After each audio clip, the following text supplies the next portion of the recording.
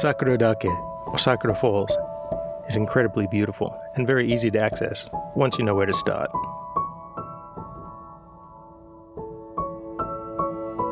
Whatever you do, don't follow the Google Maps. It'll take you to the top of the waterfall and nowhere near the access point. Instead, click the link in the description of this video, which will take you to the free parking in the township.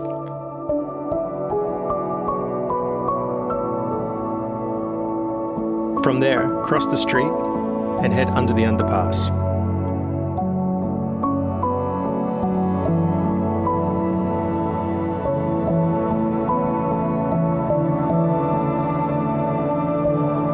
Keep following the path until you find this park. From here, it's about 50 meters along the edge of the river until you find the waterfall.